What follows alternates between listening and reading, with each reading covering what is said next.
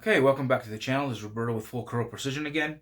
Just kind of doing a little discussion about things that always watch for when you're reloading, or even if you're just buying factory ammo, and how you can actually start by even buying factory ammo, pulling the bullet and seating it to your rifle.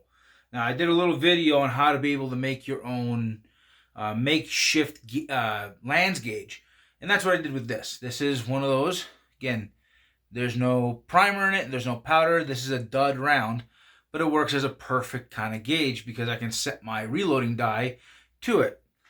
And for my particular rifle, this bullet is seated at a total of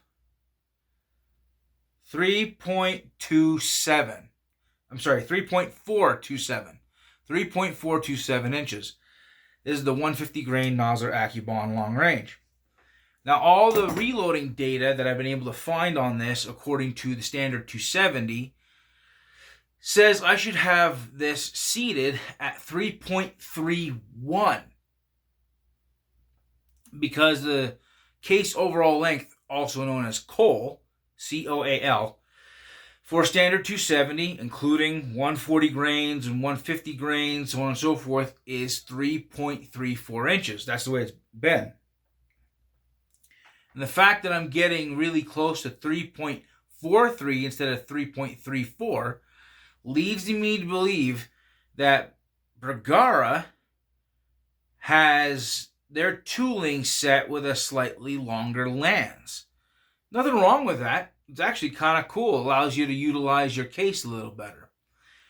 So that's one of the reasons why I like being able to do my own hand loads, because at the end of the day, I can set them to exactly what I like and what the rifle likes.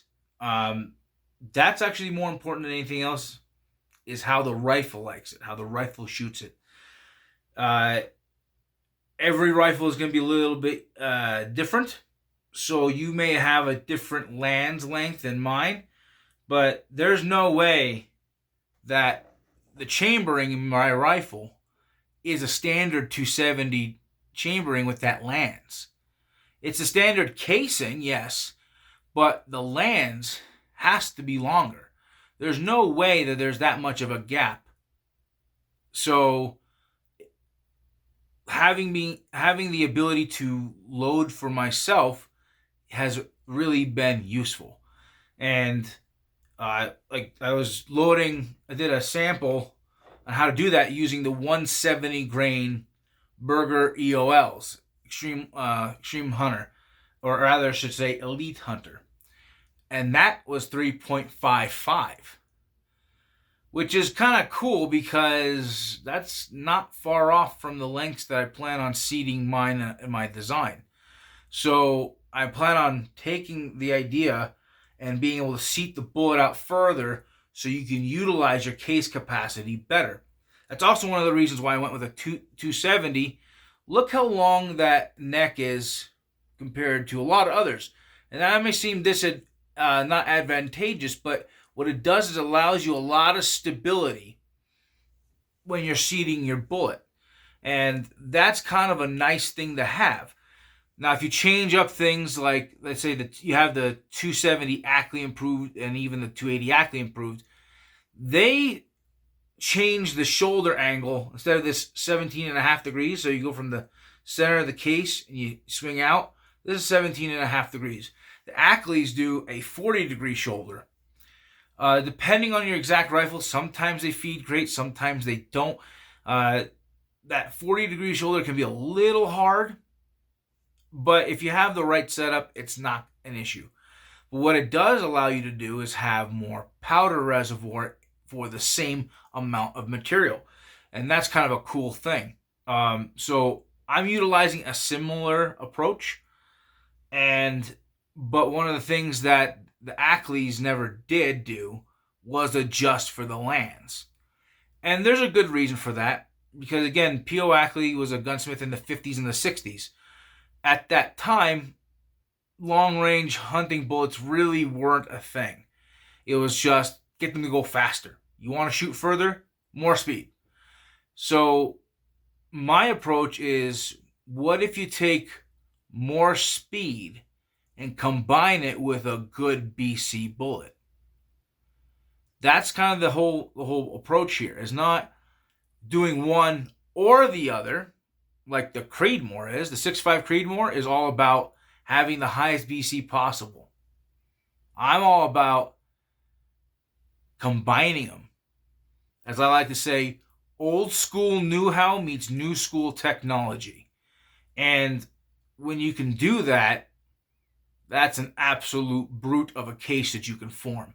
Because I feel like a lot of new cases kind of miss the point. This is just my personal opinion.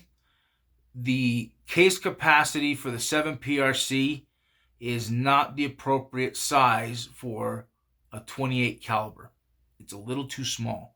Had they done it in a 27 caliber, it would have been absolute money.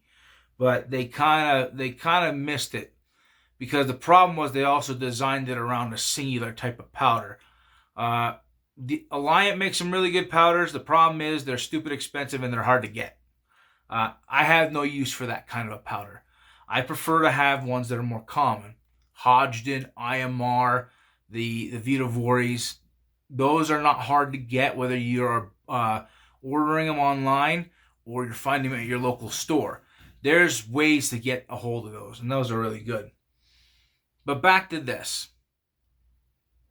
This is where the importance is. Because I was able to find the exact setting which my rifle likes, I was able to make this dud, this Lands gauge, this makeshift Lands gauge, and utilize it to be able to create a really tight shooting group.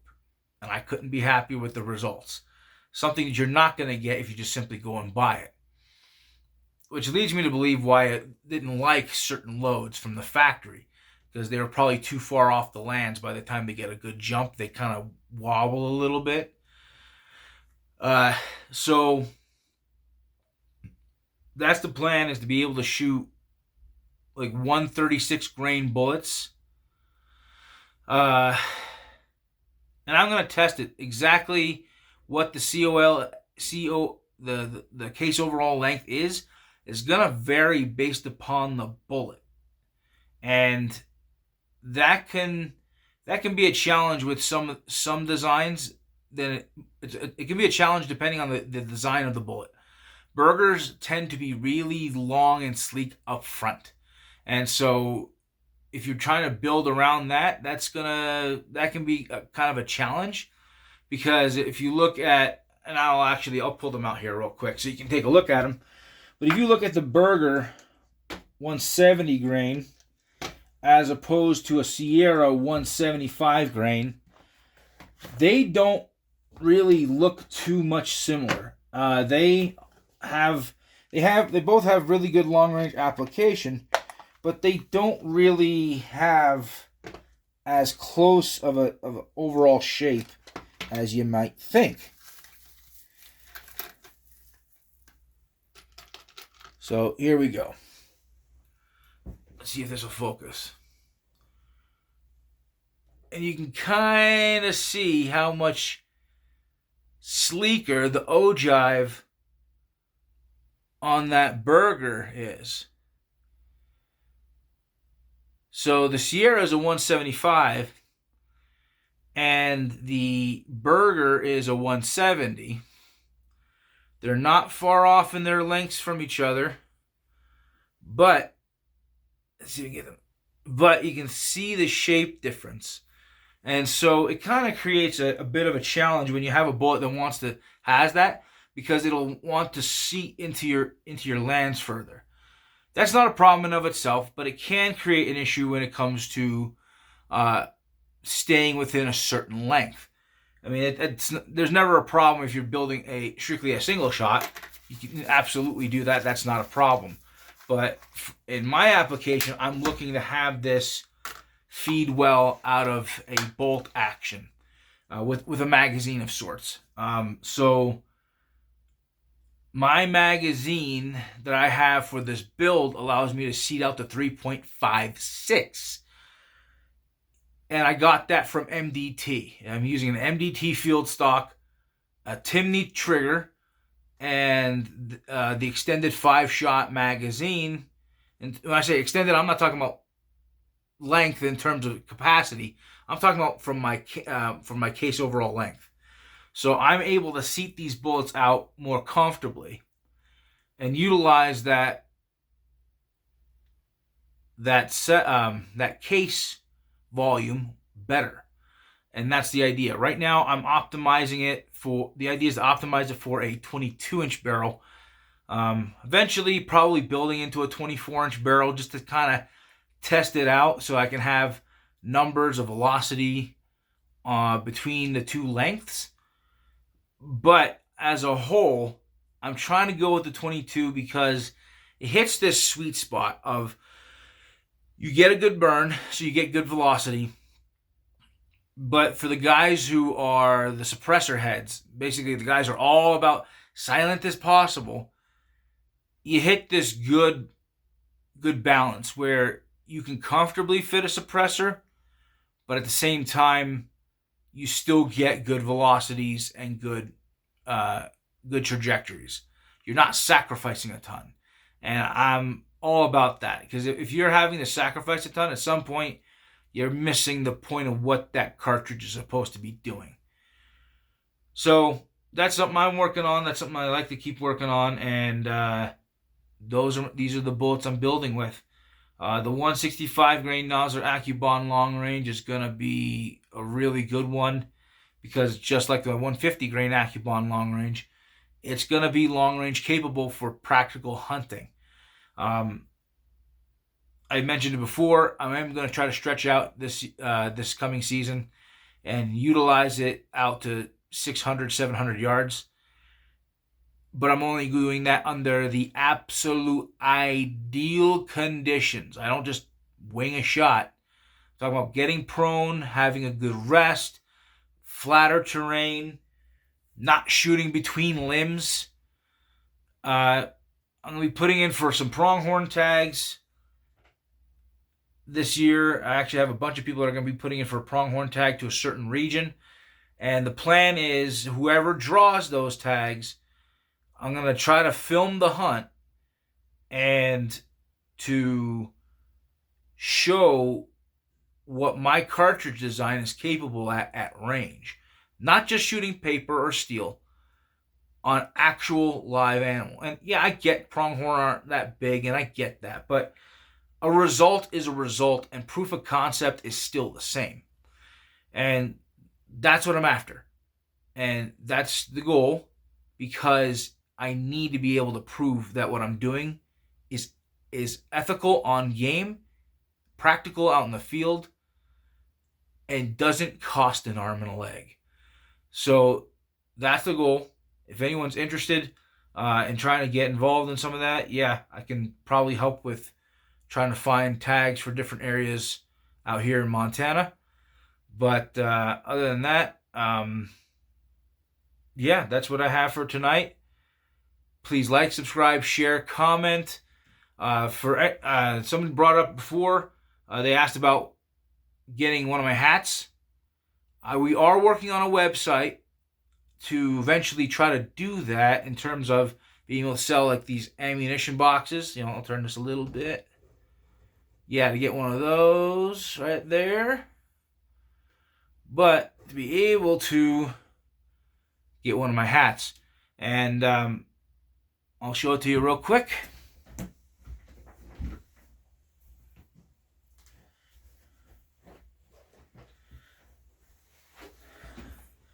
So this is mine, in orange, the full curl precision. This is my wife's.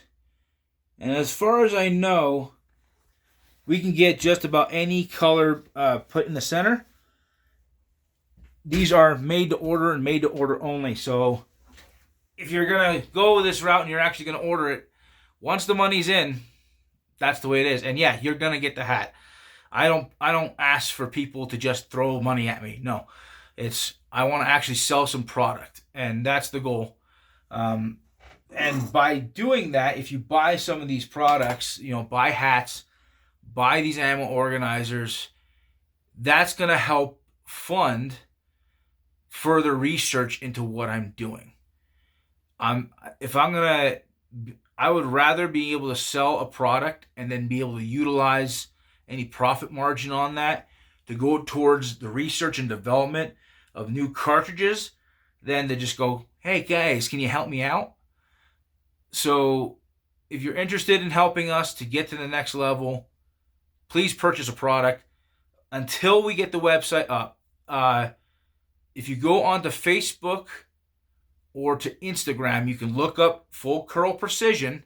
I'll come up and you can DM me, and then I'll send my information over to you, and we can go back and forth as far as the best way to receive payment. We will get the order put in. Hats are $35 plus shipping because, again, they are made to order. I don't have a whole bunch on stock. These are also embroidered in Pocatello, Idaho, in a local owned shop over there, and they do fantastic work. They've been around for a long time, and I'd rather give them business and have them putting my stuff together than have it being shipped overseas. You know, supporting those who work here and live here. So that's the idea. You know, my buddy who helped put my designs onto AutoCAD, he's the one that helped me with this in terms of getting this into fruition. So this is a 3D printed. These are 3D printed. Like everything we're doing made to order. So if you want to help us and you want to be part of it and everything else, we'd like that to happen. But we want to be able to sell a product, not just ask for money. So again, please like, subscribe, share, comment, and we'll talk to you another time.